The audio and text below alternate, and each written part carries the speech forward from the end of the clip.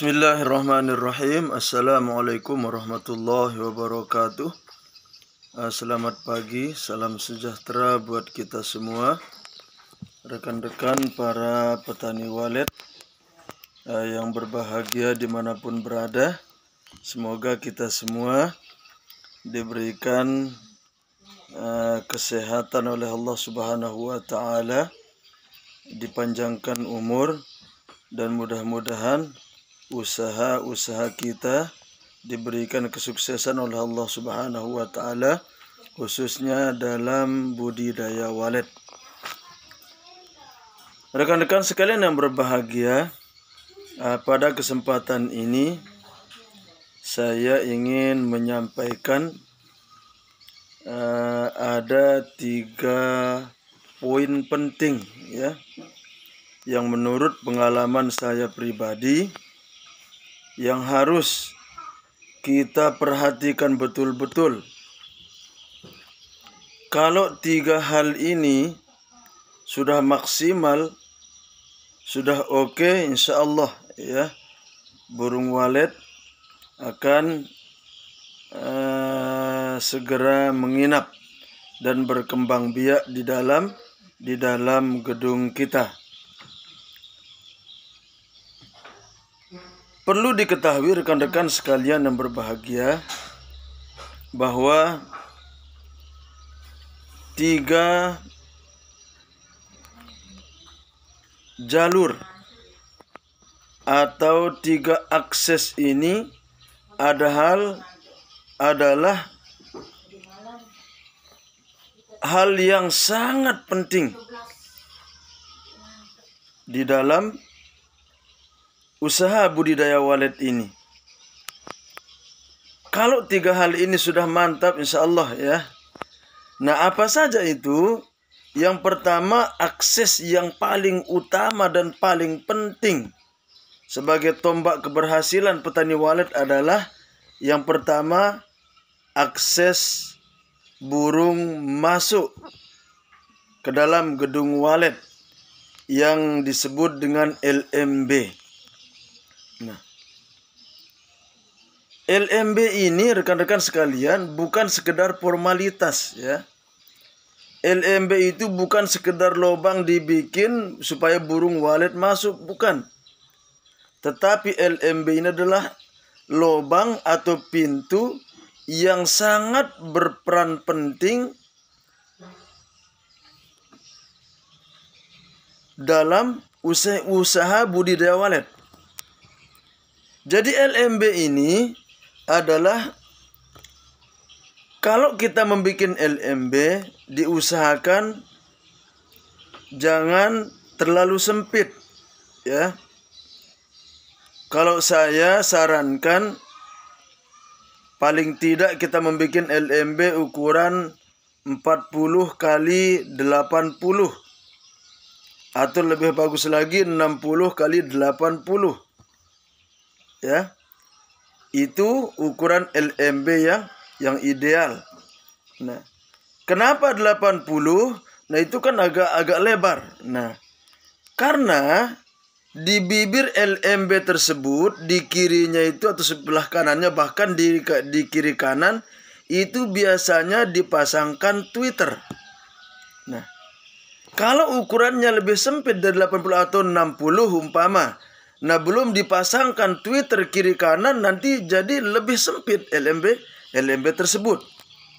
Nah, LMB yang sempit itu akan membuat burung walet ragu masuk. Dia harus berhati-hati memasuki LMB yang sempit tersebut. Berbeda dengan LMB yang luas, yang lebar. Kalau LMB-nya lebar, burung walet tidak terlalu takut, dia langsung pas mendekat, langsung masuk ke dalam ruang putar. Nah, kemudian membuat LMB ini diusahakan jangan terlalu mepet dengan atap. Ya, jangan terlalu mepet dengan atap. Sisakan jarak paling tidak 60 atau 70 cm dari atap atau dari plafon, ya. Kemudian membuat LMB jangan mepet dengan dinding, baik itu dinding kiri dan kanan. Kenapa? Kalau dia mepet dengan dinding, nanti burung walet itu takut, dia ketika masuk takut menyerempet daripada dinding tersebut.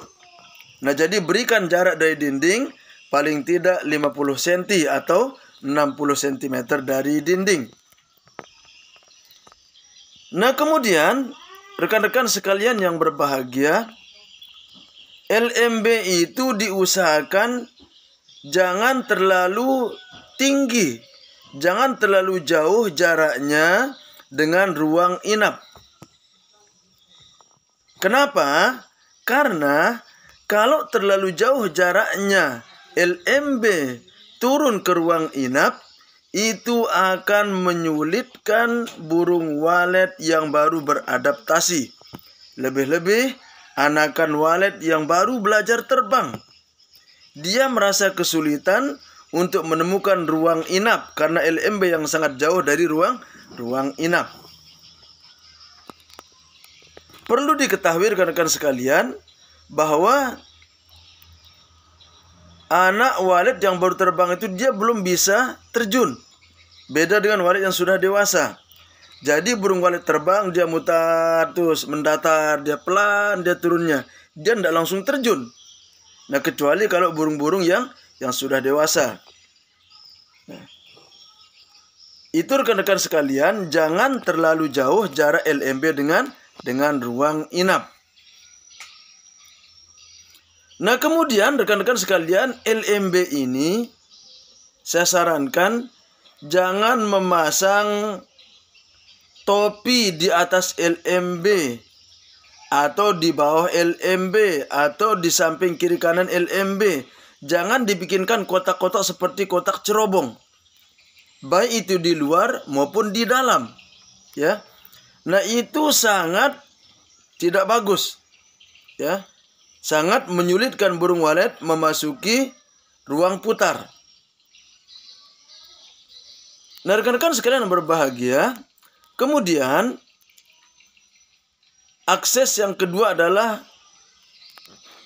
poit atau lubang terjun, ya. Lubang terjun ini diusahakan jangan terlalu sempit, ya. Jangan terlalu sempit supaya burung walet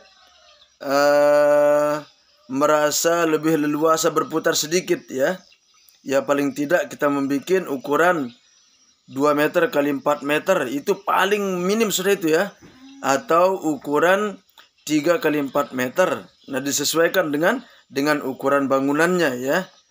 Disesuaikan dengan ukuran bangunannya. Tetapi kalau bangunannya umpama 4 kali 4, jangan bikin 2 kali 4. Nah, disesuaikan dengan ukurannya, ya. Makin kecil ukuran bangunan kita, agak kecil lubang terjunnya atau poitnya. Nah, kemudian rekan-rekan sekalian, selanjutnya adalah akses yang ketiga, akses masuk ke ruang inap atau sering disebut dengan pintu lar, ya. Pintu lar, ya.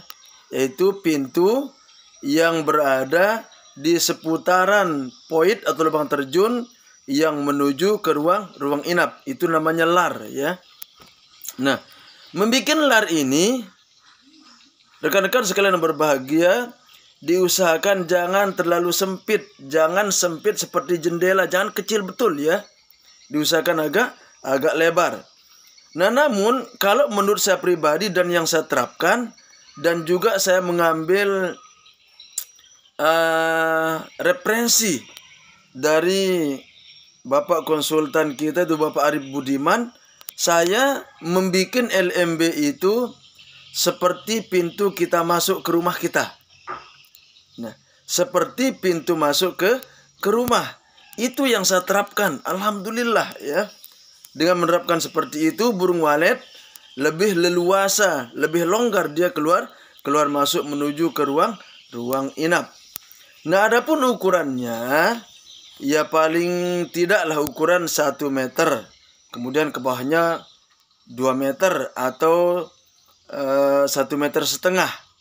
Itu kalau lebarnya ukuran 1 meter. Tetapi kalau yang saya terapkan, di gedung walid saya sendiri ini ukuran gedung ukuran 6x8 ya. Lar yang saya bikin itu ukuran 1,5 meter lebarnya, kemudian turunnya 2 meter ya, turun ke bawah 2 meter. Nah, itu ngepres langsung kepada lantai seperti pintu kita masuk ke dalam rumah. Nah, kemudian makin bawah lar ini makin lebar. Saya membikinnya makin lebar.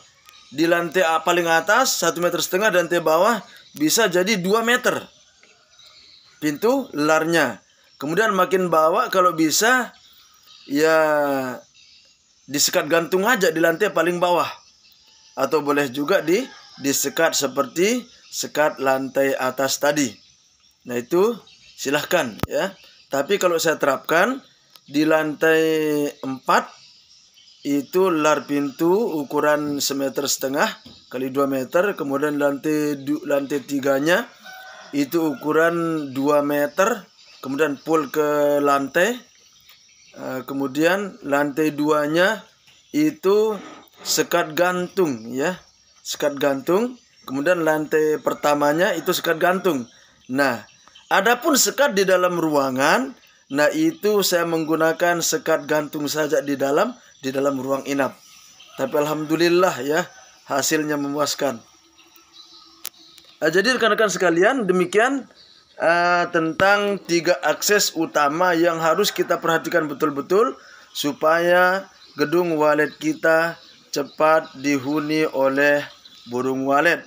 Nah, sehingga kalau sudah dia mulai menghuni, kemudian berkembang biak, bertelur, dia nerbang anaknya, kita harapkan anaknya kembali lagi. Dengan mudahnya tadi akses-akses tersebut, insya Allah anak-anak walid yang sudah lahir di gedung kita bisa kembali. Bisa jadi bahkan anak-anak walid orang lain juga bisa masuk bergabung di dalam gedung kita.